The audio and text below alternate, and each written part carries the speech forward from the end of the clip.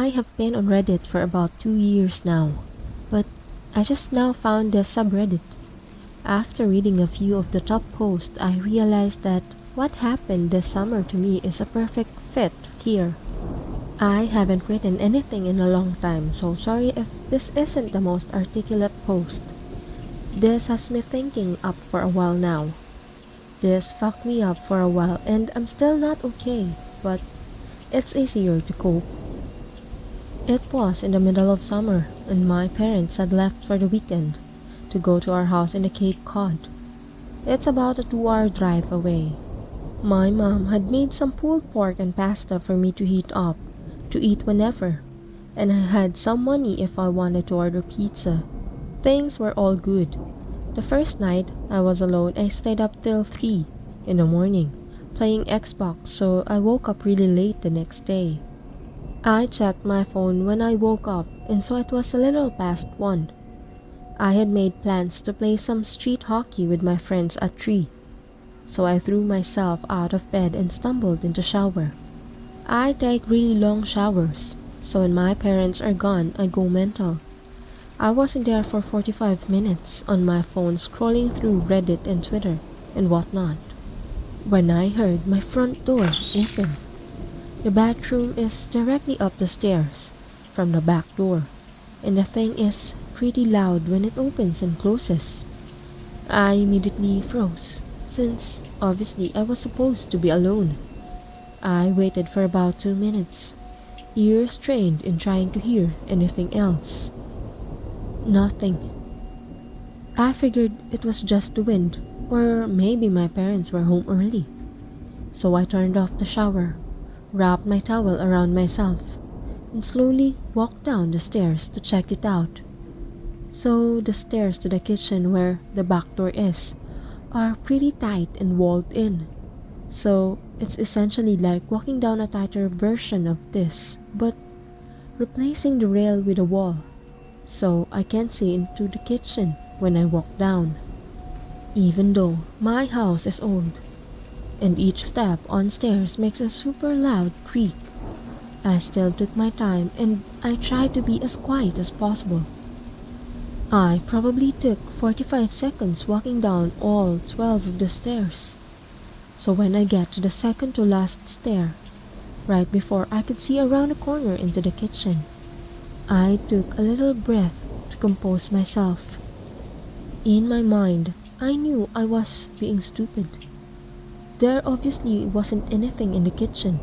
There's no way I wouldn't have heard another noise, and there's no reason for them to still be in the kitchen, even if there were burglars or something in the house.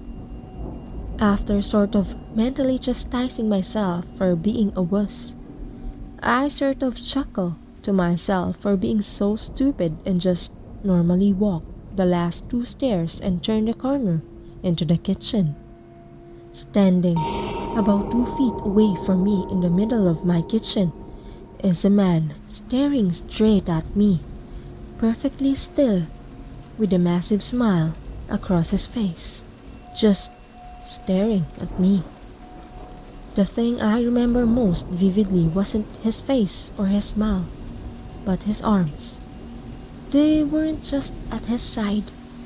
He held them in the strangest, most abnormal position I have ever seen. They were where one would normally hold their arms, but he had rotated them to the point where they were almost completely reversed, as well as lifting them up and a little behind himself. I don't know why I remember this so much, but it's just the most demonic abnormal position I've ever seen. Honest to God, I think I almost had a heart attack right there. Looking back, I can realize how fucking creepy the situation was. But in the moment, I just took a step towards him and punched him as hard as I could in the jaw, sort of half slapping, pushing him towards the ground. The second I connected, I beelined up the stairs, dropping my towel in the kitchen, with my heart beating out of control. I sprinted into my room and locked the door behind me. I quickly put the chair up against the doorknob, like you see in TV. Almost without thinking, I immediately called 911 and, nearly in tears, told the operator what happened. As I sat on the floor of my room, in practically the fetal position, staring at the door, praying that a cop would be here soon, I noticed the light coming from the gap between my door had stopped. The intruder was standing outside of my door. There's no words to describe that feeling I had. I was paralyzed with fear, watching the shadow across the bottom of the door shift in tiny ways. I stayed balled up, staring at the gap, praying that the man would go away for what seemed like an hour. All the while, the 911 operator was asking, Hello, sir? Sir, are you there? Hello? Hello? I didn't want to make any noise, and even if I wanted to move my arms to bring the phone to my mouth, I don't think I could have. Eventually, the light returned to the gap, and I heard the faintest of footsteps, slowly creaking the wooden floorboards as he walked down the hall. I heard banging on the front door, and the sound of 2 officers entering my house. I finally felt safe, and I opened the door to the 2 of them standing there. I almost cried. Nowadays, my parents don't even leave me home alone anymore, thank God, and I check every lock on the house before going to bed. I still get nightmares occasionally, and my heart starts racing whenever I see someone standing still, but I'm doing all right. Even working with sketch artists and a few lineups, the police never found whoever was in my house. That sends shivers down my spine every time I look outside, half expecting to see him standing across the street, smiling under a lamppost. I have no idea what he wanted or who he was, but regardless, let's not meet ever again.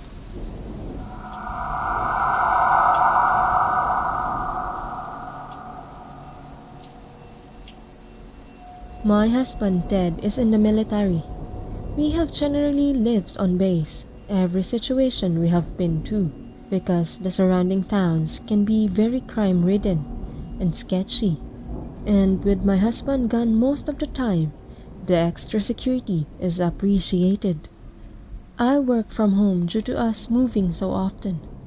So one afternoon I was taking a break, had made a bite to eat and was snuggling up on the couch with my dog. That's when I heard the sliding glass door open. It was so nonchalant I thought it was Ted. I saw my cat run from the kitchen and the shadow standing near the door entering it. I thought maybe he had come back for something, so I called out for him and I was like, "What are you doing home? Did you forget something?" No answer. This is where I got just an eerie feeling.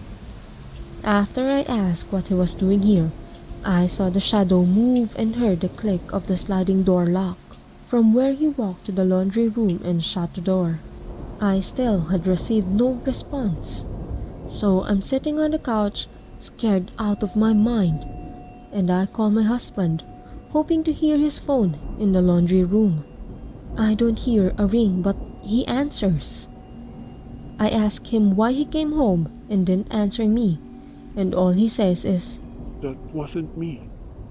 Grab the dog and get in your car." I freaked. After getting off the phone with Dad, I grabbed the dog and ran to my car. From there, I called the military police. Waiting for them was probably the longest 20 minutes of my life. When they got there, they cleared the house and found no one. They asked me to make a statement, and even they were baffled that someone would try this on a base. We still live here. I am so scared he will come back.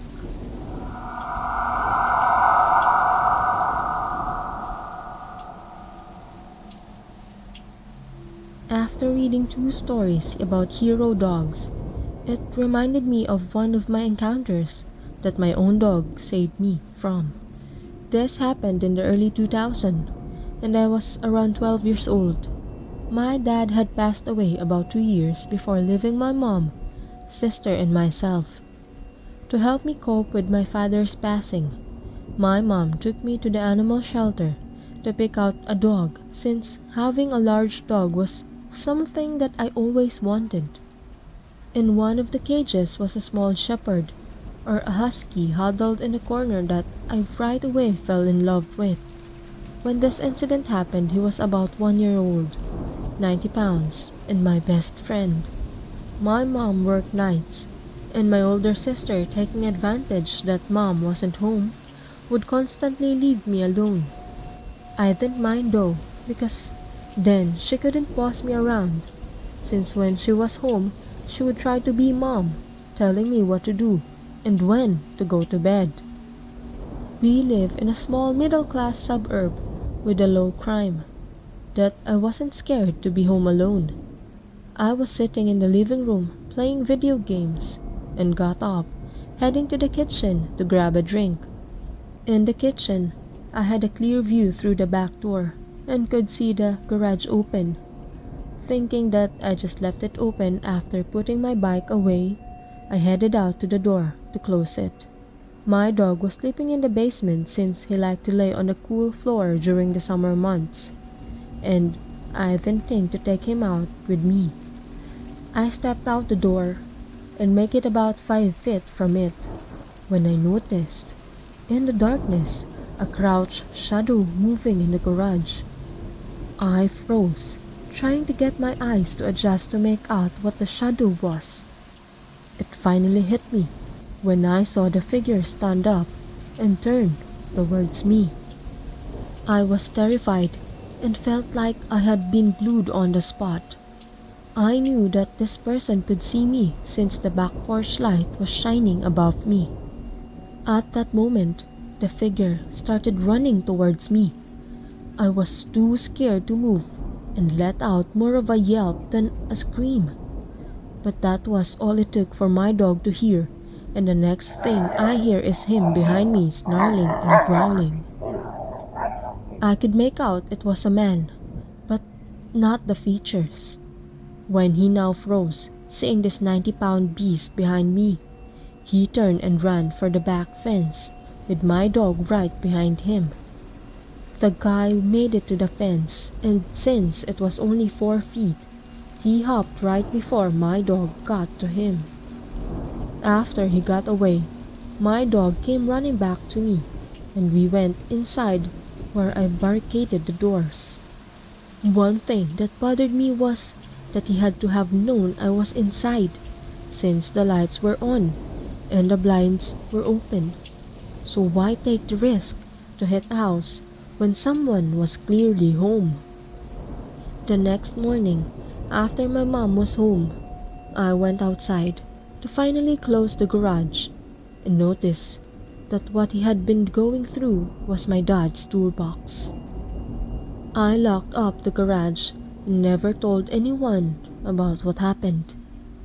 I walked my dog to McDonald's and got him a burger and ice cream cone for being my hero.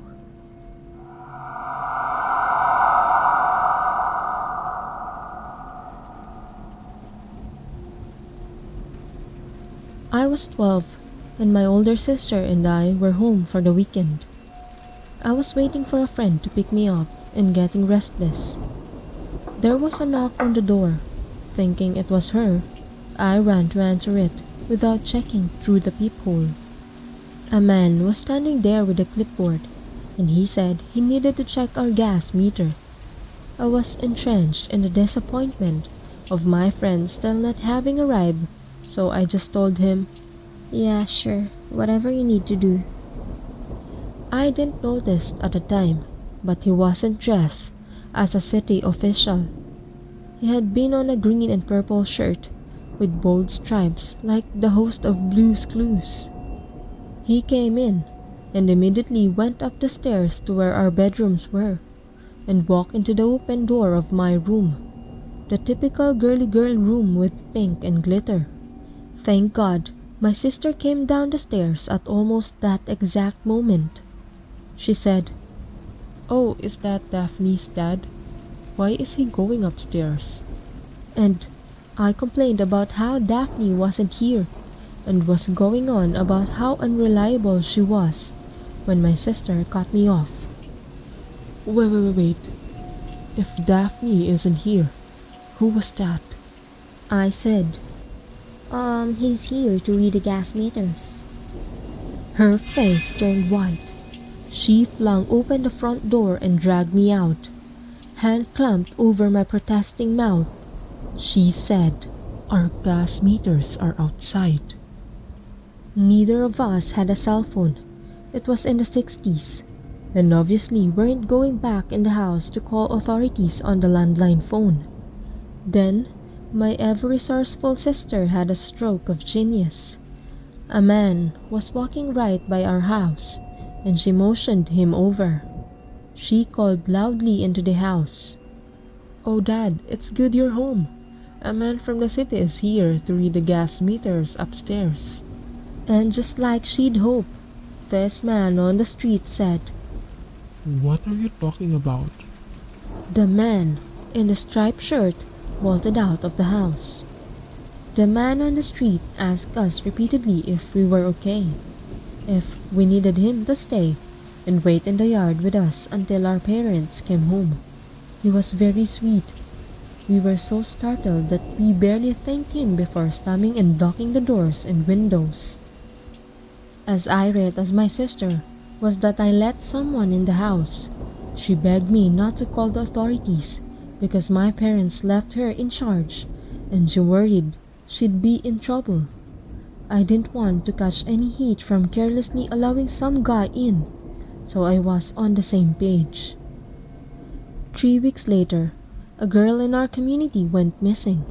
Same situation. She was home alone and authorities found the door open and no signs of forced entry.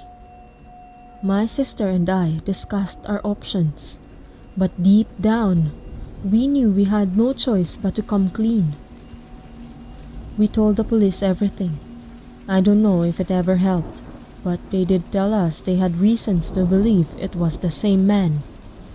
They also tracked down the man who helped us on the street. Turns out we already knew him. He worked in the butcher shop. We just didn't recognize him. He was a lifelong friend with the family after that. Our parents were mortified. They weren't angry with us, just glad we were okay. Though they did review all the rules of caution and didn't leave us home alone for a while. They found the girl and said she'd been held for a few days, then burned alive. They never caught the man, but fear not, he was in what happened to be his early 30s in the 1960s. So in any case, he has to be dead by now. I just thank God every day for my sister's resourcefulness and quick action. False meter reader, let's not meet.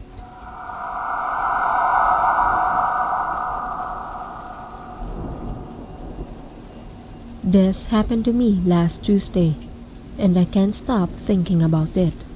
I'll start the story by saying I'm a 30-year-old female who lives with my fiancé and our 2 dogs.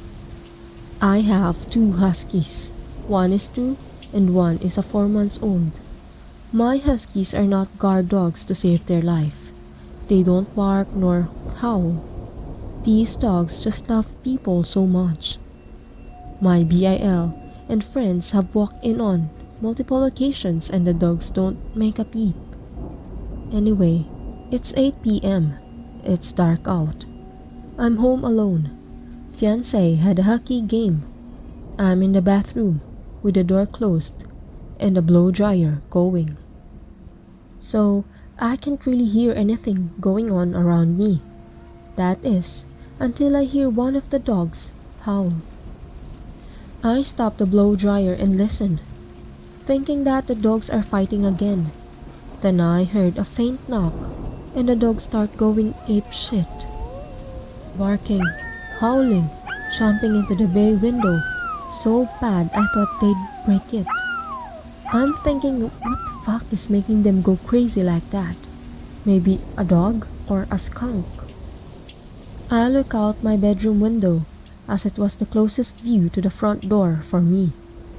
Well, lo and behold, there's two black men in hoodies, not racist, just giving the description, standing at the front door.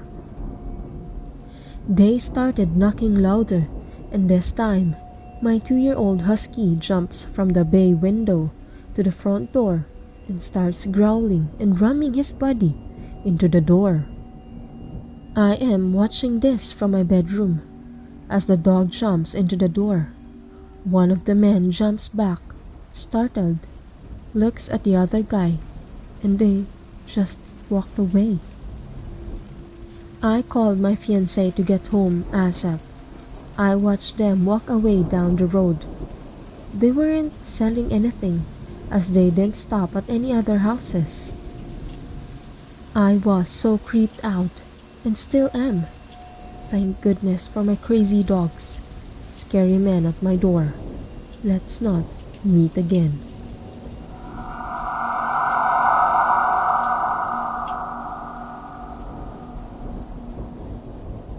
This happened to me on Thursday, April 25th, and I still can't shake off how terrifying and strange it was. I was home alone, getting ready for my 12 o'clock college class that morning, and I opened my blinds to let some natural light in. I glanced out my window to see a man in his mid-30s, wearing a baseball cap roaming around my property, with his hands on his lips, walking with a lot of weird confidence. Our yard is kind of a cliff, and it looks over into our 5 acres of property down below. I live in the Pacific Northwest, so it's a pretty scenic view. I was really confused and thought maybe it was a worker that my mom had hired for our renovations on the house, admiring the view. I'm a little bit uncomfortable at this point, because the dude walks to the side of my house, out of sight. I head upstairs to see him now roaming around my front yard and my driveway, looking at things, checking out my house. He still hasn't seen me at this point. I call my dad and ask him if we have hired anyone to come by the house, and he says not that he knows of, and tells me he's going to call my mom and ask her, and then call me back. I am waiting for the call when I noticed this strange dude's car. It's a white Honda with no license plates, just parked parallel to my front door. The dude still hasn't seen me, and he's still wandering around, so I took this opportunity to remember that we have a security system, and I armed it, so if he did try to break in, it would immediately alert the police. If this was some sort of professional or worker, he would have rung my doorbell or knocked at least once. He did neither. Just then I get a call back from my dad saying neither him or my mom hired anyone to come by today, and that I need to call our local police station immediately. I went back downstairs after making sure to lock every door and window upstairs and called my city's police station. I explained to a woman on the other end what is happening, and she decides that she's not going to send an officer out, and instead gives me a number to call their emergency dispatch line and told me to talk to them. I called the number she gave me, and immediately I get an automated message saying, "Thank you for calling. This is a non-emergency hotline. Nobody is available to take your call right now. If this is an emergency, please hang up and dial 911. At this point, I'm really irritated because 15 minutes has passed, and this weird dude is still lurking around my house while I'm home alone, and apparently that wasn't enough to warrant an emergency to the lady I called at my local police department. I hung up and decided to call 911. After getting in touch with the 911 operator, I was asked a series of questions about his appearance before they would even alert officers near me to start heading towards my house. The whole thing seemed really weird. Nobody was in a hurry to have officers come up to my place when I was a younger girl home alone with a strange dude. I asked the officer if I could stay on the line with her when she finally, after what seemed like forever, alerted police to come to where I was. She agreed, and I went back upstairs to check on the weird guy, and he's now sitting in his upplated Honda, either listening to a radio show extremely loudly or on a phone call with someone through his car. It was very prominent loud male voice coming from his car.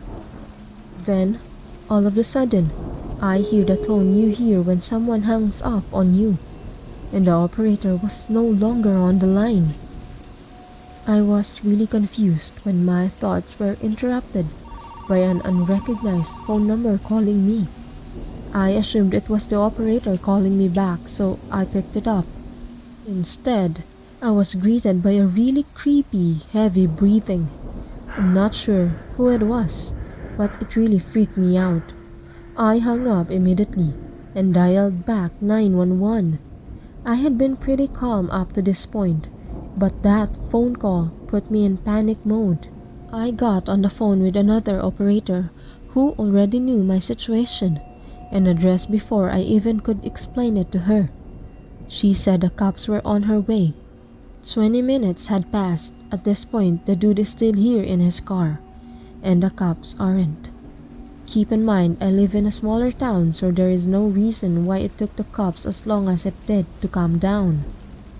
Finally, this dude is leaving my driveway right as the cops pull in, and they stop him and ask him a few questions. A cop then comes to my door and hands me a sketchy-looking flyer saying, It was just a landscaper. He said he had an appointment. I was really relieved and irritated that it was just a dude my mom had hired, until I realized it wasn't. I called my mom back and said the cop said it was just a landscaper that you hired and that he had an appointment. My mom replies with, I can assure you, we never hired a landscaper. We don't even need one. Creepy dude who could potentially be posing as a landscaper to traffic people or rob their houses. Let's not meet.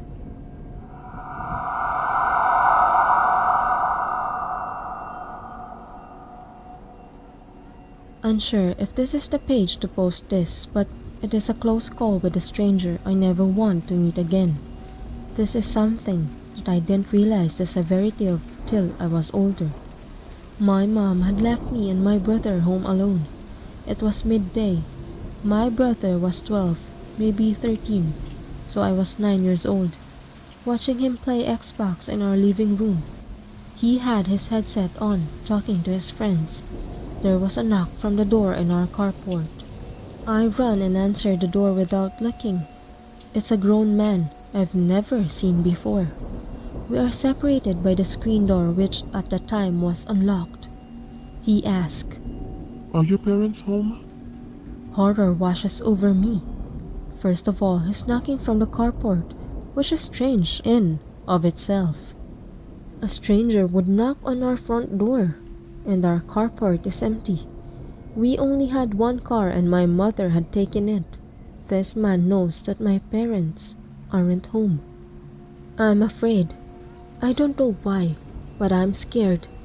Immediately, my brother in the other room comes to mind. I have never had a father figure. My brother has always been who has made me feel safe. The strongest person in the whole world. Someone who could protect me in any situation. How most people would regard their father, I think. I feel as though I can barely speak. Wide-eyed, I managed to stutter out, No, but my big brother's here. Without even a moment, this man reaches for the screen door and starts to open it. Like an act of God, divine intervention, an arm reaches out from behind me over my shoulder and grabs the door. My brother pushes past me holding the door, forcing the man back with his presence, out into the carport, and closes the door behind him. The man, tells my brother he was looking to buy some shitty old swing set that was in our front yard at the time. My brother comes back in without saying anything to me, puts on his headset and continues playing. I sat down as well and continue watching him. I don't believe we ever told our mom. Luckily, I never encountered this person again, and it pretty much fades from my memory. But as I got older, it became one of the scariest things that's ever happened to me. Creepy, not so much because of what happened, but what could have. Unnerving how absolutely oblivious we were. I'd like to think the man was planning to lock me in a room, rob the place, and then leave. But people can be so evil.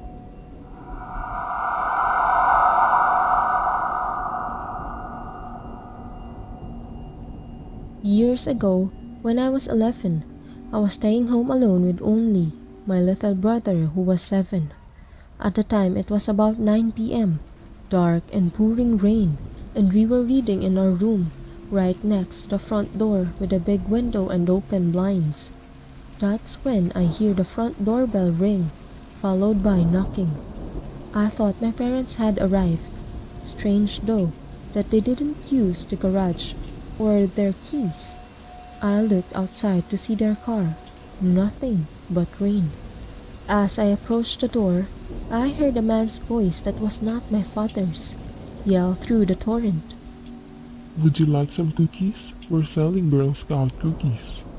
I am shocked at this, considering the weather and time of day. Saying nothing, I checked the peephole and peered through the side window only to see it was not a father with his girl as expected. My heart dropped. Standing there was just a fully grown man, maybe in his late 50s. No box of chocolates in sight, soaking on my doorstep. I can remember the gut-wrenching feeling of having to check the locks while he was right on the other side. For sure, he heard this. The 2 locks were the only things separating myself and brother from a potential monster. He continued to knock and mention his cookies. As I considered calling the cops, that's when I remembered the blinds were open in my room where my brother was, with the lights on. As I turned the corner into the doorway, I saw the man carefully peering into our window, possibly eyeing my brother, distracted in his book.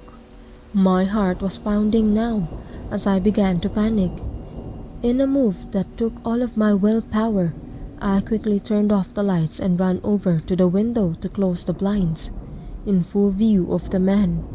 As fast as I could, I double-checked all the locks in the house, closed all the blinds, and told my brother to go hang out in one of the big closets in the interior of the house.